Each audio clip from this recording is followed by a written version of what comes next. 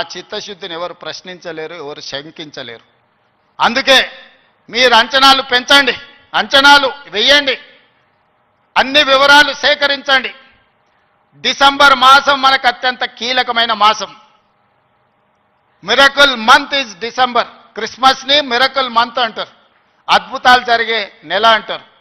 December 9, 2009కి చరిత్ర పుటలలో ఒక గొప్ప పేజీ ఉన్నది. మొట్టమొదటి తెలంగాణ రాష్ట్ర ప్రకటన డిసెంబర్ 9, 2009 నాడు జరిగింది. అందుకే డిసెంబర్ నెల అంటే నాకు అత్యంత ఇష్టం. మళ్ళీ డిసెంబర్లో ఆర్ట్స్ కాలేజ్ దగ్గర మీటింగ్ పెట్టండి, నేను వస్తా. మీకేం కావాలనో అక్కడికక్కడ అన్ని మంజూరు చేసి జీవో ఇచ్చిపోతా. మొత్తం లెక్క పెట్టండి, ఏం పనులు కావాలో నాకు చెప్పండి. అన్ని రిక్రూట్మెంట్స్తో సహా మీరు ప్రణాళికలు చేసుకోవాల్సింది. నేను మంజూరు చేసేదే నా బాధ్యత. పబ్లిక్ సర్వీస్ కమిషను ఆనాడు గ్రూప్ 1 పరీక్షా పత్రాలు జిరాక్స్ సెంటర్లలో పల్లి బఠానీల కింద అమ్ముకుంటే పబ్లిక్ సర్వీస్ కమిషన్ని ప్రక్షాళన చేసి కొత్తగా నియమించి పరీక్షలు నిర్వహించి దాదాపుగా 85% ఎస్సీ, ఎస్టీ, బీసీ మైనారిటీలు ఈరోజు సెలెక్ట్ అయ్యే పరిస్థితి ఉంటే కొంతమంది అడ్డుకోవాలని కోర్టుకెళ్ళి స్టే తీసుకొచ్చి సంవత్సరాల కొద్దీ 2011లో పబ్లిక్ సర్వీస్ కమిషన్ గ్రూప్ 1 పరీక్షలు జరిగితే 2025 వరకు మళ్ళీ పరీక్షలు జరగలేదు. 14-15 ఏళ్ల తర్వాత నేను పరీక్షలు నిర్వహిస్తే ఫలితాలను ప్రకటించకుండా అడ్డుకుంటారు. విద్యార్థులారా మీరు ఆలోచన చేయండి. 60,000 ప్రభుత్వ ఉద్యోగాలు ఒక్కొక్కరి తలలు లెక్కబెట్టి ఎల్బీ స్టేడియంలోనే వాళ్ళ కుటుంబాలు వాళ్ళ తల్లిదండ్రులను పిలిచి నియామక పత్రాలు అందించి 60,000 ప్రభుత్వ ఉద్యోగ ఖాళీలను మొదటి సంవత్సరంలోనే భర్తీ చేసిన. విద్యను పెంచాలి, విద్యను పంచాలి అని 11,000 మంది టీచర్లను 55 రోజుల్లో నోటిఫికేషన్ ఇవ్వడమే కాదు, రిక్రూట్ చేసి నియామక పత్రాలు అందించిన తెలంగాణ రాష్ట్రంలో. కొన్ని కారణాల వల్ల ఎస్సీ కేటగరైజేషన్ ఇతర అంశాల వల్ల రిక్రూట్మెంట్ను వాయిదా పెట్టినా ఈరోజు ఆ సమస్యను పరిష్కరించుకొని దాదాపుగా ఇంకో 40,000 ఉద్యోగాలను రాబోయే 6 నెలల నియామకాలు చేపట్టి 2.5 సంవత్సరాలు పూర్తి చేసుకునే లోపల 1,00,000 ఉద్యోగాలు భర్తీ చేయాలి ప్రభుత్వంలో అని ప్రయత్నం చేస్తున్నా. ఇతర దేశాలు, ఇతర రాష్ట్రాలు పర్యటించి పెట్టుబడులు తెచ్చి ప్రైవేట్లో దాదాపుగా 20 నెలల్లో 1,50,000 ఉద్యోగాలు ఈరోజు ప్రైవేటు రంగంలో మనం కల్పించినాం. ఈరోజు తెలంగాణ రాష్ట్రము అభివృద్ధి చెందిన రాష్ట్రంగా ఈరోజు వేగంగా ప్రయాణం చేస్తుంది. Self collection of revenue, law and order, policing ప్రతిదీ దేశంలోనే నెంబర్ 1 రాష్ట్రంగా ఈరోజు కేంద్ర ప్రభుత్వం గుర్తించింది. నేను చెప్పట్లేదు, కేంద్ర ప్రభుత్వం నివేదికలు చెప్తున్నాయి.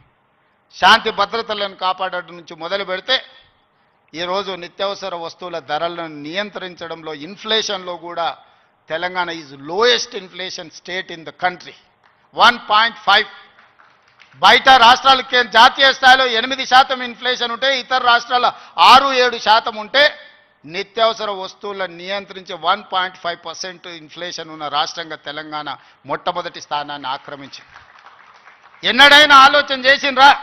సన్న బియ్యం ప్రతి పేదవాడికి 3,10,00,000 మందికి ఈరోజు సన్న బియ్యం తింటున్నారంటే 60 రూపాయల కేజీ ఉన్న సన్న బియ్యం ఇవాళ 45 రూపాయలకే మార్కెట్లో దొరుకుతున్నాయి. అంటే 3,10,00,000 మందికి ఈరోజు రాష్ట్ర ప్రభుత్వం సన్న బియ్యం ఇవ్వడం. రేషన్ కార్డు అడగాలంటే అదో అమెరికా వీసా లాగా ఉండే ఒకనాడు.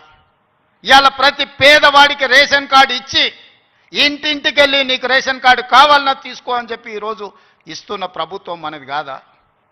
ఈ ప్రభుత్వం ఉన్నదే మీకోసం. వీటిని అమలు చెయ్యాలి అంటే నియమ నిబంధనల ప్రకారం మనం పనిచేయాలి. ఉద్యోగ నియామకాలు ఇవ్వాలి అంటే నేను నోటిఫికేషన్ ఇవ్వాలి. ప్రభుత్వ శాఖలలో ఖాళీలను తెచ్చుకోవాలి, రేషనలైజేషన్ చేయాలి, ఎక్కడెక్కడ ఖాళీలు ఉన్నాయో గుర్తించాలి. ఆ ఖాళీలను పబ్లిక్ సర్వీస్ కమిషన్కో, పోలీస్ కమిషన్కో, లేకపోతే మెడికల్ అండ్ హెల్త్ డిపార్ట్మెంట్ ద్వారానో ఈరోజు నియామకాలు చేపట్టడానికి ఒక ప్రాసెస్ ఉంది. ఆ ప్రాసెస్ ప్రకారం మనం ఈరోజు చేసుకుంటున్నాం. ఒకనాడు నోటిఫికేషన్ల కోసం మీరు ధర్నాలు, నిరసనలు చేసేది. నేను మీద నోటిఫికేషన్లు ఇస్తే అశోక్ నగర్ చౌరస్తాలో, అమీర్పేట చౌరస్తాలో రోజు నిరసనలు. ఇన్ని నోటిఫికేషన్లు మాకు వద్దని మొట్టమొదటిసారి తెలంగాణ రాష్ట్రంలో నోటిఫికేషన్లు తగ్గించడం ఉద్యమం జరిగింది. అందుకే మిత్రులారా, మీకు అనుమానాలు ఉంటే నివృత్తి చేస్తా. కొన్ని రాజకీయ పార్టీలకు కొంతమందికి అధికారం పోయినా కడుపుమంట ఉంటుంది, బాధ ఉంటుంది, దుఃఖం ఉంటుంది, ఆవేదన ఉంటుంది. కొడుకులను ఏమేమో చేద్దాం అనుకుంటే ఎందుకు కాకుండా పోతురని తండ్రికి ఆవేదన ఉంటుంది. ఆవేదనతో ఆరోగ్యం కూడా దెబ్బతింటుంది. మీరు వాళ్ళ ఉచ్చులో పడితే ఎట్లా? నేనెవరినే? మీరందరు కలిసి చేస్తేనే ముఖ్యమంత్రి అయినా కదా. నేను ఆకాశం నుంచి ఊడిపడ్డానా? అమెరికా నుంచి వచ్చినా?